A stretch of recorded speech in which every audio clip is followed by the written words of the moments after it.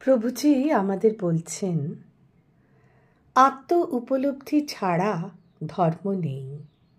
নিজেকে না জেনে ধর্মের পতাকা ওড়ানো যায় না, ধর্মকে প্রতিষ্ঠিত করা যায় না, মানুষের মনে দাগ কাটা যায় না।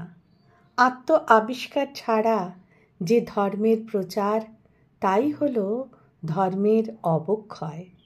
আজ বিশ্বব্যাপী ধর্ম প্রচারের অভাব নেই, আজ বক্তৃতার অভাব নেই, ধর্ম পুস্তকের অভাব নেই।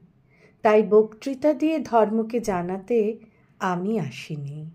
আমি বলতে এসেছি, আপন মৌলিক সাধনায় দৃঢ় হও। তুমি উপলব্ধি করো তোমার নিজস্ব সত্তা, নতুবা সবই বৃথা।